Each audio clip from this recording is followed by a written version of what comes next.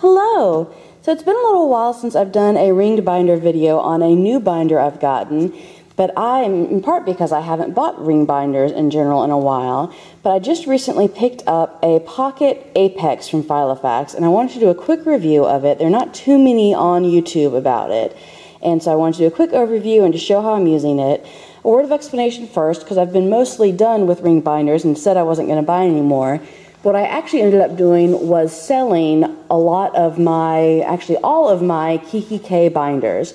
I'm a sucker for an in search of, so if someone tells me that they're really looking for one, then I generally will want to sell it to them to make them happy if I can.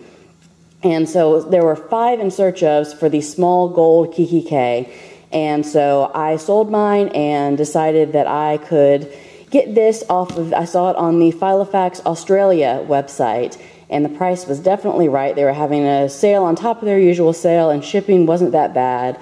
And since it's not a leather one, and I don't really care what it looks like as much, I wasn't picky. So I picked this up, and it is a plastic material, but it has this really neat texture with it. See the spine, it's got the Filofax logo. And what's unique and distinctive about it is this elastic. It's got the eyelets and this elastic band that goes diagonally on the back and in a contrasting bright pop of color. The black honestly was not my first choice. They have a really beautiful turquoise sort of blue color, as well as a pink and all that, but the Filofax Australia site only had the black one, and since I wasn't picky, that's what I went with. If you love black or you love orange, it would be a great pick for you. So the inside again is this plastic again. It feels just kind of like vinyl. It's got one card slot here, and it's got a full pocket there. Sorry, I'm having trouble talking today. It's got an elasticized pen loop, and it's got in the back a slip pocket for a notebook. So I want to show just quickly how I have it set up. This I've moved over all of my, it's kind of my financials, it's my buy, sell, trade, and online shopping record. So in here I have just a little note to myself about what all my different wraps that I have cost me. So I resold a couple of them, and I wanted to keep a record of how much I paid for them to begin with, so I have an idea for pricing. The first section I just have Filofax expense pages, and I use them as a record of buy, sell, and trade. So when I buy anything that I'm using my own personal money from, I write it down. If I sell something, I write that down, and that way I keep track of it. I can look back and see how much money I lost on something. Occasionally I even make money on something I've sold. So that's just a nice little record for me to have, as well as to keep track of if I bought something, did I move money over to a joint account for it. The next section here, these are just little dividers I made myself out of scrapbook paper.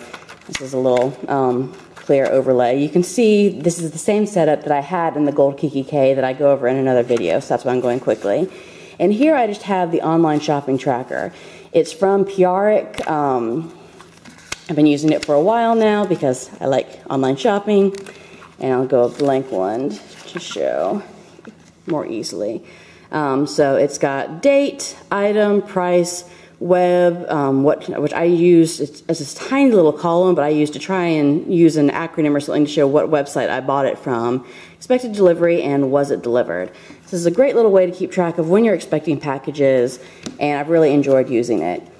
The back, I just stuck a KikiK notepad in here that fits perfectly, and I use this, it's blank now because I have people's actual names on them. Anytime I am selling something that I don't use PayPal shipping and don't have a tracking number on, I write down the person's name and I write down what it is, so that if they don't follow up with me and say, hey, I got this, thanks, which a lot of people don't. I don't understand why people don't do that, because it's just common courtesy.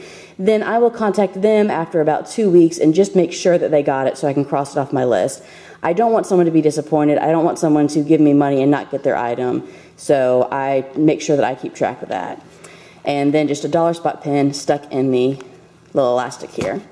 So it's a really nice binder. It's definitely one of the cheaper ones. It's not made anymore, but you can still find them. And it's a good investment, especially if you want to try out the pocket size.